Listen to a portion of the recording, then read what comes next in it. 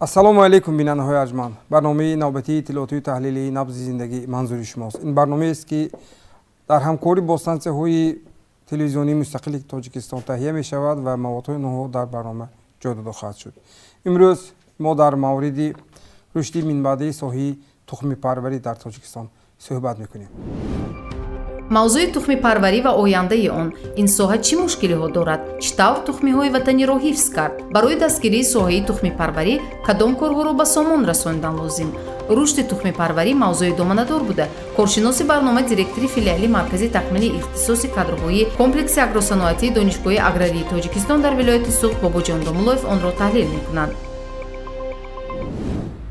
аз ҳама муҳим барномаи мо коршинос дорад ва он нафароне ҳастанд ки мо онҳоро ба студия даъват мекунем ва бобати ин мавзӯъ суҳбат мекунем. онҳо нафароне мебошанд ки ба мавзӯъ ворид ҳастанд ва онро аз дохил таҳлил карда метавонанд. аз онҳо мо роҳҳои ҳалли мушкилоти мавзӯъро пурсон хоҳем шуд. инак мавзӯи тухмипарварӣ ва ояндаи он дар баррасии коршиноси барнома директори филиали маркази такмили ихтисоси кадрҳои комплекси агросаноатии донишгоҳи аграрии тоҷикистон дар вилояти суғд бобоҷон домуллоев, хуш омадед мегӯям шуморо. Ташаккур.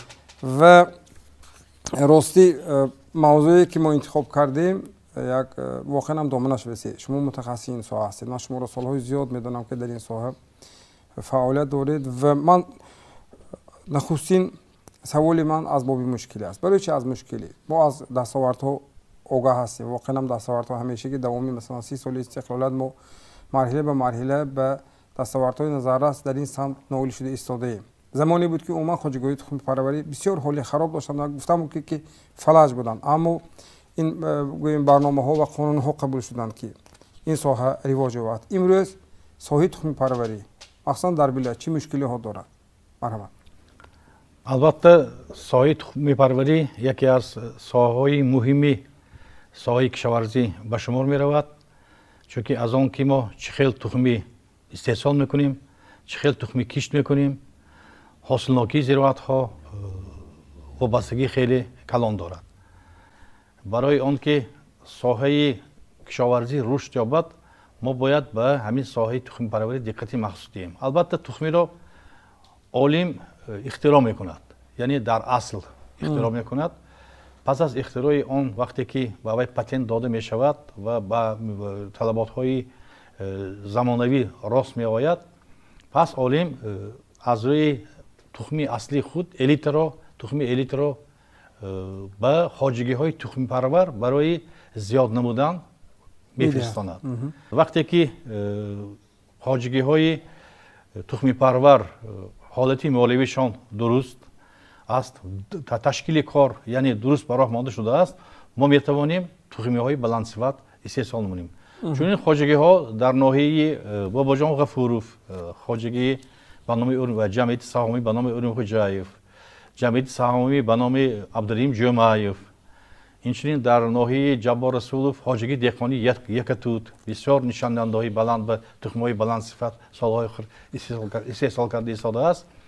дар соҳаи тухмипарварии ғалладонагиҳо агар мо гӯем агар кооперативи истеҳсолии Чоркӯҳ хеле ба нишондиҳандаҳои баланд ноил гарда истодааст ва таъминоти хоҷагиҳои вилоят бо тухмии гандум дар сатҳи баланд гузошта шудааст. мана ноҳияҳои Спитамин, ноҳияҳои Ҷаббор Расулов, ноҳияи Бобоҷон Ғафуров ки имрӯз аз 35 то 45 сенер ҳосил гирифта доданд ва худи шаҳри Исфара ба ҳисоб миёна аз 50 сенер гузаштааст. ин хизмати ҳамин тухмие ки дар хоҷагии деҳқони Чоркӯҳ ба роҳ монда шудааст, ин хеле хизмати калон дорад. ташаккур. ба андеши шумо муваффақияти онҳо дар чи аст? масалан дар вилоят агар хито накунам 27 хоҷагии тухмипарварӣ амал мекунад. фарз кардем ман чуноне ки гуфтам, олим тухми аслии худашро ихтироъ кард. қобилияти ҳамин тухмӣ фарз кардем 70 центнер гандум доданаш дар кор. барои он ки мо 70 центнер ҳосил роёнем, барои мо агротехникаи парвариши ҳамин зироата сатҳи баланд мондан мо дар кор.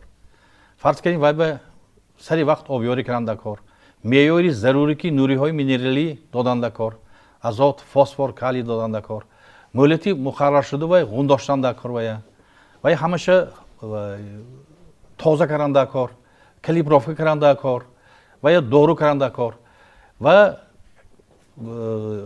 вақте ки ҳамин чораҳои агротехникӣ риоя карда мешавад, сифати тухмӣ баланд мешавад. Агар вақте ки хоҷагиҳо хоҳед нахоҳед рафта тухмӣ мегиранд, нархи ин тухмиҳо нисбати тухмиҳое ки муқаррарӣ ҳаст наздик 1 баробар қиматтар. Вақте ки деҳқон мебиёраду ҳосили баланда мегирад, бинобар ҳамин бо вай рафта аз ҳамон хоҷагӣ мегирад. Яъне алоқаи байни истеҳсолкунандаи тухм ва хоҷагиҳое ки онро истифода мебарад хеле мутобиқ карда шудааст. Агар ҳамин чиз заиф бошад, мо метавонем ин вақт ба ҳолати молиявии хоҷагии тухмипарвар вазнин мешавад, тухми истеҳсол кардагиша фурӯхта наметавонад, чунки хоҳед нахоҳед деҳқонҳо ҳамон тухме мехаранд ки сифаташ ба талаботи имрӯза ҷавобгоҳ бошад. Бинобар ҳамин ман ҳаминро таъкид кардани ҳастам ки хоҷагиҳои тухмипарвар аз болои кори хоҷагиҳои тухмипарвар ҳамон олиме ки ҳамин тухме интихоб кардааст ё ташкилоте ки ҳамин тухмиро фурӯхтааст бояд назорати доимӣ бурднаш зарур, ҳамкорӣ карданаш зарур.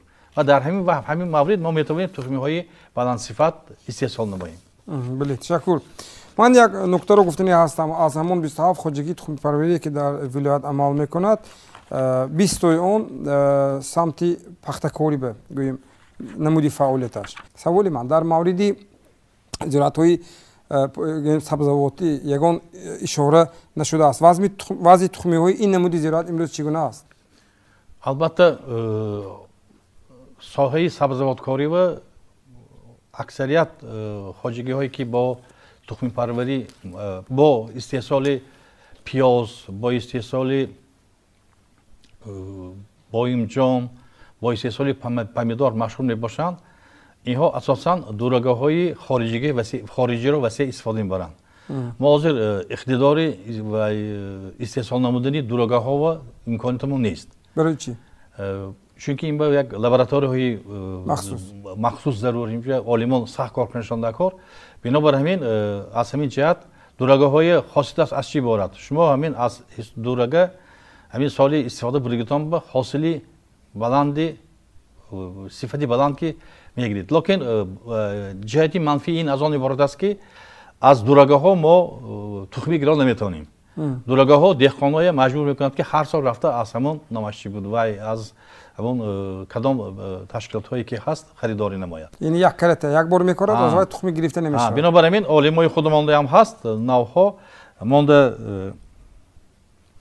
дар Истаравшан монда хоҷагии сабзавот, хоҷагии деҳқонии Тӯйчибой ҳаст. Инҷа ҳамон тухми пиёз, тухми помидор санҷида шуда истодааст. Ташаккур. Як нуктаро, як мусоҳибаро ман ба шумо нақл мекунам. Бо як деҳқоне дар деҳаи Очиқалачи ноҳияи Бобоҷон Ғафуров суҳбат кардем. Гуфтам ки ана ҳамон помидорҳои бисёр бомаззаи Очиқалачи куҷо шуданд ки масалан маззаи дигар доштанд. Гуфтанд ки тухм ҳаст, тухмӣ ҳаст, аммо фурсате ки масалан бояд як нашъу намо гирад, чанд соли охир як гармсел ё ягон фавқулода як ҳодисаи табиӣ шуда истодааст ки ман ҳамон ҳосиле гирифта натавонистам. Бинобар ҳамин аз дигар тухмиҳое ки он чизе ки шумо гуфтед, як карата яъне аз он аллакай дигар тухми гирифта намешавад, истифода мебарам. Ва ин ҳам сифати маҳсулоти маро гӯем то деҳ фарз кардем вақте ман помидорро аз майдон кандам, метавонад қариб 3-4 рӯзи дигар масалан ҳолати гӯем худашро сифати худашро нигоҳ дорад. ва ман суоли навбатии ман аз шумо дар мавриде ки чӣ гуна тавонем ки воқеан мо ана ҳамон тухмиҳои ватаниро ҳифз кунем. Сухан дар бораи он ки шумо гуфтед ки дар яке аз мушкилоти мо ин набудани масалан он лабораторияҳое ки ташхисгоҳҳое ки дар он ҷо масалан процесси дурагакунӣ ё чизи дигар гузаронда мешавад. Яъне мо олим дорем, аммо лаборатория надорем. Мо чӣ гуна тавонем ки воқеан ана ҳамин тухмиҳои ватаниро ҳифз кунем? Албатта яъне деҳқон вобаста набошад аз берун. Тухмиҳои ватание номаш чӣ буд, ҳимоя кардан зарур. Чунки чуноне ки шумо гуфтид манам медонам, ин тухмиҳо бояд ин ки фарз кардем якум сол коштан мумкин. Аввал элита мешинонид, гашта дуюм сол мекарид репродуксии якум мешавад, сеюм сол мекарид репродуксии дуюм мешавад, чорум сол ба репродуксии се мешавад. Вақте ки репродуксии се шуд, ин мондагӣ шартланиша шинондан мумкин не. Бинобар ҳамон деҳқоне ки ҳамин тухмчагӣ ки машғул аст, باید هر سال همین تخمیه از جایی از همون اگر این پمیدور گیریم اگر از پمیدورایی که بسیار شکلشان جایی از همین از پستر باشد گرفتنشان در کار همین تخمه ایواز کرده ایستادنشان در کار یعنی نامش چی بود و میگفت که ادبار میگفت نامش ادبار کرد سرچین کرده سرچین کرده همین نگاه داشتنشان ممکن افسوس که ما همون دهقانا همین کار به وایشان نیست نامش چی بود وقت ندارن یا حوصله نیست نه همین کارگی شناس نیست چون که اگر پیش اگر ما گوییم اگر خواجگیان ده خواجگی ها بسیار کلام بود خواجگیان ده یک تا متخصص ساحه فقط تخمچگی مشغول بود حاضر کن مونده 70,000 خواجگی دهقانی هست این سیر و اسرار نامش چی بود تخم پروری نه همه میدونن بنابراین در همین مورد ما باید اینکه اگر ما هم به رعایت کنیم ما میتوانیم عمری تخمی خود را زیاد کنیم لکن من بار دیگر تاکید کردم که دورگه خاصیتش همین که صفتش بلند نامش چی بود حاصلناکیش بلند چون که ما اگر 300 400 سنت گیریم بعضی وقت تا 1000 سنت میگیرد بنابراین اگر ما دولت‌های خارجی و اگر سفر کرده باشید اگر همین پمیدورایی که اصلا از روی تخمی استحصال کرده شده است و از جهت اکولوژی تازه نرخ وها از مقرری 5-6 مراتب قیمت دارد وقتی که ما همین هوسمند میکنیم ما میتوانیم تخم‌های خود را حمایت کنیم برای این همین آن اگرتکنیکی که در ساحه تخمی پروری موجود است باید حتما رعایت کرده شود تشکر سوال جنبسته من نظر شما همچون یک نفری که متخصص هستید و این موضوع رو بسیار خوب میدونید که در آغاز سخنتان بسیار یک نکته مهم گفتید که تخمی گویم کارکرد شده باید زیر نظارت اون خواجگی تخمی پروری در زمین که شود یعنی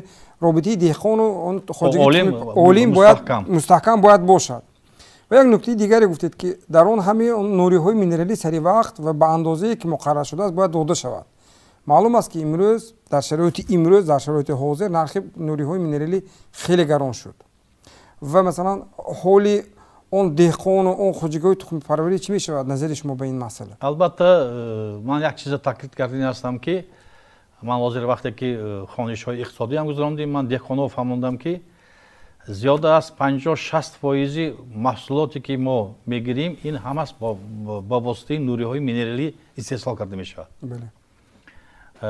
وقتی که ما نوری مینرالی استفاده نمیبریم ما حاصلناکی از دست میدیم و یک تا استادی بزرگی ما بودن اکادمیک جمانقولov اما اکادمیک جمانقولov میگفتن که از همه بازدهش بلند این نوری مینرالی فرض کنیم برای 100 کیلو پخته استحصال کردم 5 کیلو وای دکار نامش چی بود ازاتی تازه دکار خیلی 100 کیلو پخته 11 سومونی 1100 فروشدگر 16 کیلو سلیتر باشد 100 سوم میشد بنابراین دهقانای ما نترسیده باید حاضرانگی نرخ‌هایم البته من حساب کتاب کردم اگر سال گذشته سایه پختکاری و همین نقطه ب ضرر کریتیسکی точка میگوید به ضرر استحصال کردن پخت سال گذشته اگر 23 سنت باشه اگر امسال حساب قیمت شدنی نوری حساب قیمت شدنی مواد سوخت همین 27 سنت رو آماده رسیدگی برای 30 سنت گرفتن اگر ما 30 سنت گیریم اگر قریب 27 سنتش برای پوشاندن خراجات میره بنابراین وقتی که ما نوری مینرالی استفاده میبریم ما میتوانیم تا 40 تا 50 سنت حاصل گیریم اگر همین فقط دیگه همه کار شدگی کارهای اگرتکنیک شدگی فقط نوری مینرالی دازش بلند کنده کار بنابراین این تجربه جهانی ما باید حتما برای زیاد کردن حاصلناکی زراعت ها برای بلند کردن صفت تخمی همون چند قطعه که عالمه گفته باشد هم فسفر هم کالی هم نوری آزاتی دادن ما حتمی است تشکر آینده این ساحه را چگونه تصور میکنید شما البته برای اون که جمعیت پیش رود برای اون که سلامتی جمعیت خیلی بلند باشد ما باید با تخمی های خودی تامین بودن ما ضرور من اگر شما اگر تخمین کرده باشید اگر حاضر در اکثریت مملکت های دنیا همون ترانس ва ҳои миллӣ, корпораtsiyaҳои миллӣ, трансмиллӣ бо истеҳсоли дурогаҳо машғул. ин дурогаҳо маҷбур мекунад ки тухмчики худмо пурра барҳам тиму фақат рафта ғуломи ҳамун унҷа шавем. ба ғайр аз ин дар хориҷа мана дар ҷумҳурии мо он тухмиҳое ки ба генашон таъсир расонда шудааст истифода бароиш мо манъ карда шудагӣ. یعنی ГМО манъ карда шудагӣ. Агон аксар вақт деҳқонҳои мо аз бозор рафта бесертификату беҳичӣ мегиранд. хавфи истеҳсоли маводи озуқае ки ба генаш таъсир расонда шудааст пайдо мешавад. ин ба ояндаи миллат ба насли мо таъсири манфӣ мерасонад. бинобар ҳамин мо то тавонистан соҳаи тухмипарвария дастгирӣ кардем мо дар кор ва соҳаи тухмипарварӣ ин аҳамияти бисёр хоса дорад. ҷиҳатҳои бисёр мусбиш хеле зиёд. мана худтон дар бораи ҳамон помидори қатағам меуфтам. ам помидори қатағам нақл кардид. аввал қатағам шуд, амунҷа нашуд қистақоз буромад, а қистақоз овчиқалча буромад, а овчиқалча қирғиз барафт. чунки мо ҳамон ваяша номаши буд сифати тухмия, ҳамон агротехникаи парвариши тухмия вайрон кардем. бинобар ҳамин агар мо ин корро кунем агар ани худомои ҳамаш нақш дар кор. ташаккур. бинандаҳо арҷманд дар минбари коршиносӣ қарор доштанд директори филиали маркази такмили ихтисоси кадрои комплекси агросаноатии донишгоҳи аграрии Тоҷикистон дар вилояти Суғд Бобоҷон Домулов барои иштирокатон ба шумо ташаккур. шумо раҳмат. бинандаҳои арҷманд барномаро идома медиҳем. барномаи давлатии рушди соҳаи тухмипарварӣ дар чӣ ҳол аст? барои дастгирии ин соҳа боз кадом корҳоро бояд ба сомон расонем? ин аз масоилест ки дар гузориши навбатии ҳамкори мо аз шаҳри Душанбе Эмомалӣ Саидзод баррасӣ шудааст. ҳамроҳ тамошо мекунем. тухмипарварӣ яке аз самтҳои муҳимтарин ва аввалин дараҷаи соҳаи кишоварзӣ ба ҳисоб меравад, ки дар истеҳсолоти кишоварзӣ мавқеи асосиро ишғол мекунад. зиёд кардани истеҳсоли зироатҳои кишоварзӣ ва баланд бардоштани ҳосилнокии онҳо аз истифода бурдани тухмиҳои хушсифат вобастагӣ дорад. вазифаи асосии хоҷагиҳои тухмипарварӣ таъмин кардани хоҷагиҳо бо тухмиҳои хушсифат аст. бахтовар Сатторов беш аз 10 сол аст ки дар ин қитъаи илмии таҷрибавӣ ба ҳайси ходими илмӣ фаъолият мекунад. ӯ мегӯяд дар ин макон беш аз 70 навъи гандум ва дигар намуди маҳсулоти кишоварзиро парвариш менамоянд. бахтовар бо устодаш 28 август чанд навъи гандумро инҷо парвариш кард ки имрӯз то зинаи хушабандӣ расидааст. дар ин қитъаи таҷрибавӣ имсол як иқдоми хубро ба миён гузоштем ки яъне аз як замин гирифтани якчанд ҳосил ва мо хостем ки барои дар як сол аз зироати гандум гирифтани 2 ҳосилро мавриди омӯзиш қарор диҳем ва ин корро ҳам кардем. вақте ки мо моҳҳои июн зироати ғалладонагиро ҷамъоварӣ кардем ва дар моҳҳои июл ва август кишти дубораи ин зироатро ба роҳ мондем. парвариши тухмиҳо дар хоҷагиҳои тухмипарварӣ на танҳо барои таъмини бозори дохилӣ, балки барои содирот низ нигаронида мешаванд ва ҳамчунин имконият медиҳанд ки самаранокии соҳа ва даромаднокии истеҳсолот моҳиятан баланд бардошта шавад. Қурбоналӣ Портаев, коршиноси масоили кишоварзӣ, ки солҳои зиёд аст ба омӯзишу парвариши тухмиҳои хушсифат машғул аст, мегӯяд ҳоло дар тамоми бахшҳои зироатпарварии кишоварзии Тоҷикистон 90 адад хоҷагиҳои тухмипарварӣ мавҷуданд, ки тахминан 40-50% тухмиҳои хоҷагии кишоварзиро дар кишвар таъмин мекунад. аммо дар ин баробар чандин тухмиҳои дигаре ҳам ҳаст, ки аз хориҷи кишвар ба Тоҷикистон дастрас карда мешавад. баъзе навъҳои масалан пахта, баъзе навъҳои гандум аз Туркия, аз пахта бошад аз Туркия, инчунин аз ҷумҳурии халқии Чин ба мо ворид мегарданд. ба кадом хусус? ба хусусе ки баъзе навъҳое ки аз он давлатҳо ворид мешаванд каме тезпастар мебошанд.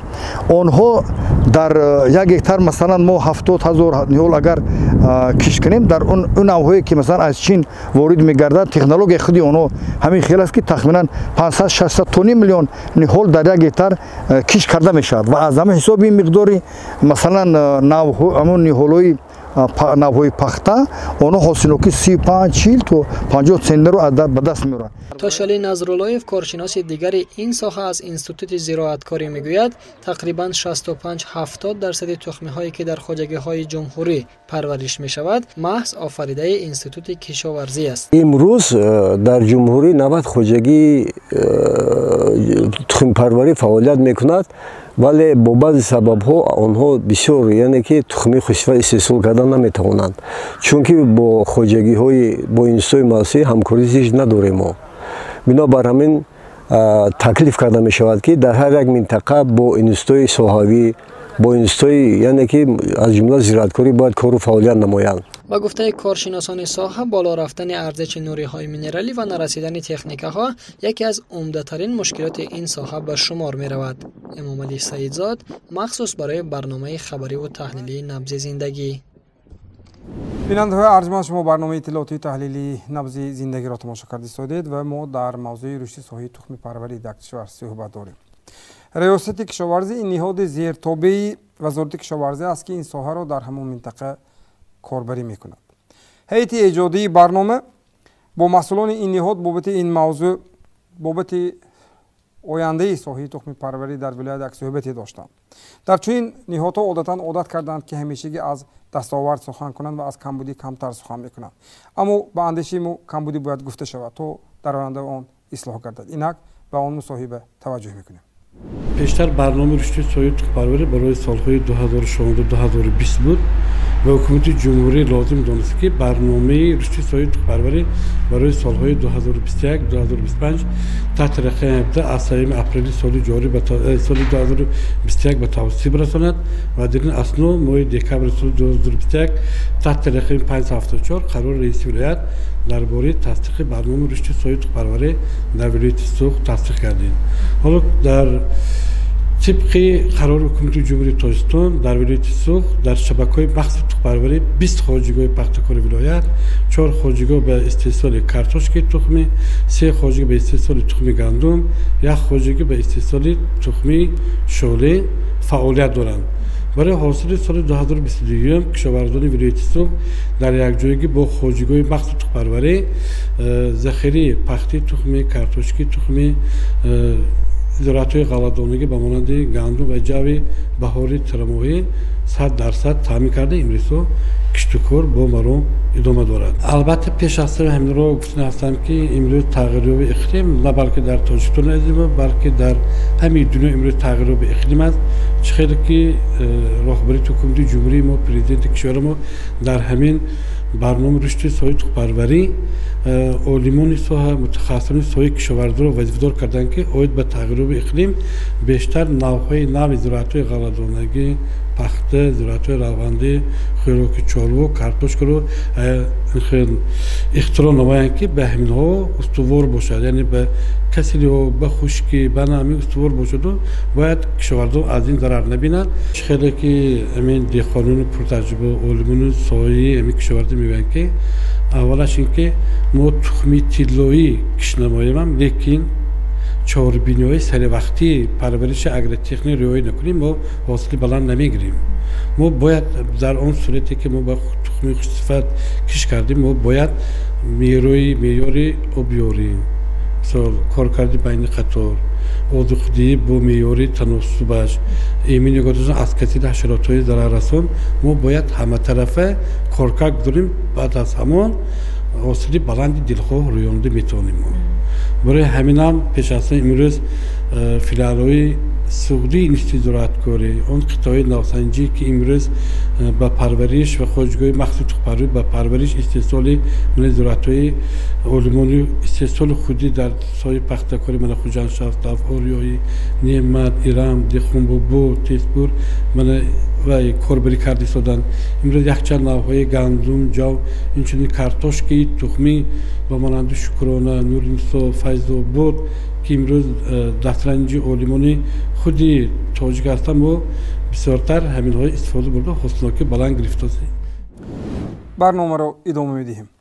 инак чанд даҳсола аст ки аз рӯи барномаи давлатӣ деҳқон соҳиби замини худаш аст. тухмиро худаш меёбад, ба заминаш худаш онро кишт мекунад ва аз он албатта манфиати مولوی دیده ایستاده است. عادتاً کار دهقانی پیشگویی نشونده است، زیرا به کار دهقانی همیشگی طبیعت تاثیر خود را رسانیده می ایستد. باد و هوا نامساعد آید، حتی تخمی با صفت هم زیر خاک نابود شده می رود. از این روی طایفه از کشاورزان به پرورش زراعت‌ها در شرایط گرمخانه توسعه داده شدند و اکثر دهقان‌ها علاقه در برابری این فعالیت خود را کشتی خود را در گرمخانه‌ها نیز به راه مانده ایستادند. نوار نوبتی برنامه از خبرنگاری تلویزیونی آزیا افضل بوسولیف بابت این موضوع همراه تماشا می‌کنیم. عبدالقیوم فاضلوف 20 سال می شود که به پرورش پمیدور مشغول است. او میگوید اساساً تغییریابی اقلیم سببگار کاهش یافتن استحصال محصولات و کمچین شدن نوع‌های بهترین پمیدور محلی گشته است. به نظر عبدالقیوم تخمی‌هایی که از خارج آورده می‌شوند از آنها می‌توان تنها همگی یک مرتبه حاصل گرفت. از این لحاظ اکثریت دهقانان از پرورش پمیدور خودداری می‌کنند و یا دیگر نمود محصولات کشاورزی را کشت می‌نمایند. پمیدور سال‌های آخر ما نشداسیم عصبی باد و هوا ویران شوه، لیکن سورت‌های هستند که برای منطقه ما مطابقت شدگی. من خودم سورت‌های تمکه آچ قلچه میگم. این تمکه از باباهام آمده ایستاده است. سورت‌های ناز حاصل نوکی ناز میدن.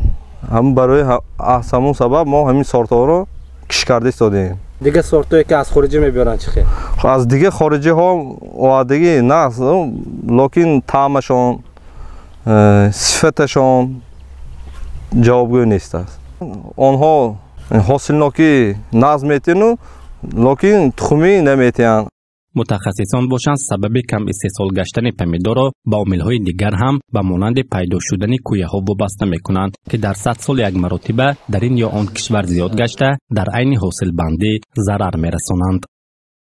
کویه همیشه چیز است که شبانه پریده می‌بیاد و تخمش رو می‌گذارد. این طبیعت بیولوژیش همین است. در دوام 38 دقیقه اون تخمینه به کرمینه مبادل می‌گردد. یک تا شپرک نودینه تو 240 تا تخم گذاشتنش ممکن. حساب کنید اگر یک شب آمده 200 تا تخم موند پگاش می‌رید 200 تا 240 تا حلقه کرمینه پیدا میشد. یک گکتار دو گکتار پمیدور رو نابود میکند. عالمان فیلیال انستیتوت باغ و تاکپروری و سبزوادکاری اکادمی علم‌های کشاورزی جمهوری تاجیکستان در ولایت سوخت ابراز می‌دارند که با مقصد پیشگیری چنین حالت‌ها و تأمین نمودن کشاورزان با تخم‌های بهترین پیوسته تحقیقات می‌گذرانند. مثلا در این گرمخانه زیاد از 30 نوع پمیدورها را پرورش نموده کارهای علمی کرده ایستادند. 2 نوع آن را برای سنجش به ساختارهای داخلدار پیشنهاد کردند که آنها نوع‌های خوب جمع و مجمع می‌باشند. مقصد ما هم توصیه برای خلق برای خواجگی هایی که دهقانی میکنند که همین نوع بهترین هم از جهتی حاصل نوکی هم از جهتی ترانسپورتابل نمیگن کشانیدن به یک جایی وای برای طلبات بازارگانی وای هم باد و هوا همه جهت همین چیزی ما آموخته شدیم. همزمان در این انستیتوت عالمان و متخصصان دیگر نوع‌های تخمی‌ها را نیز مورد سنجش و پژوهش قرار دادند که یکی از آنها تخمی کارتوشکا میباشد. در این قطعه 4 نمود کارتوشکا پرورش کرده می شود. آلایدین، ژوکوفسکی باروقتی، پیکاسو و نیوسکی. خیلی که دیده ایستادیم در شرایط وادگی زیر پلونکا کارتوشکی باروقتی حاصل خوبی بلند گرفته می شود. عالمانی همین فیلیال کارهای نظررس گذراننده ایستادند. عاقلانه و ثمرناک استفاده بردن زمین و در این زمینه بلند برداشتن حاصلناکی یکی از هدفهای استراتژی دولت محسوب یافته تأمین امنیت اوضاع‌قواری در مملکت باشد یکی از مسئله‌های افضلیتناک شمرده می شود. در این باره قرار حکومت جمهوری تاجیکستان اوید بر رشد ساحه‌های تخم پروری برای سال‌های 2021-2025 بهره بلند برداشتن حاصلناکی زراعت‌های کشاورزی به توسعه رسیده است. بنا به اطلاع متصدیان با مقصد رشد ساحه لایحه بانک جهانی تحت عنوان بلند برداشتن استواری کشاورزی عملی گردیده ایستاده است که مطابق آن خواجگی‌های تخم پرور برای وارد کردن تخم‌های خوش صفت و پرزور کردن بعضی ماده و تکنیکی دستگیری می‌یابند. طبق معلومات مسئولین سرایوسته کشاورزی ولایت سوخت، عین حال در ولایت نزدیک 30 خواجگی‌های تخم پروری موجود بوده، در این سمت از جانب آنها کارهای نظررس به انجام رسانیده می‌شوند. در سال 2022 کشاورزان با تخمی‌های خوش صفت پخته، زراعت‌های غله‌دانگی‌ها، شاله و کارتوشکا پورا تأمین هستند، اما تغییریابی اقلیم به کار دهقانان بی تاثیر نخواهد بود. در همین برنامه قبولگردی حکومت جمهوری تاجیکستان آمده است که باید علمان سایه کشاورزی نوهای نو آفرینگی باید به کسلی حشرات‌های در از استوار و به همین تغییرات اقلیم استوار باشند. همین وظیفه گذاری کرده شده است. من امید است که امروز علمان ما برای همین اختراع کردن همین نوها بسیار کاربری میکنند. و دیگر مسئله که امروز هست باید به هوسمندگردانی کادرهای جوان که امروز ما نیاز داریم.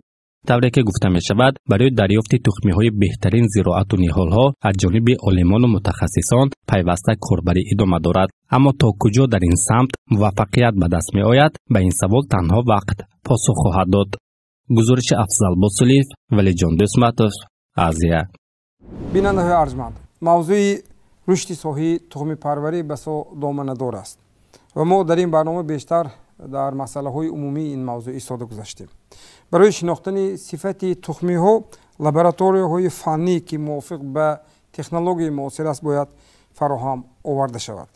تا هنوز هم کسی گفته نمیتواند که یا جدا کرده هم نمیتواند که گیمیا به انسان ضرر دارد یا فایده و اون کدام تخمی گیمیا است.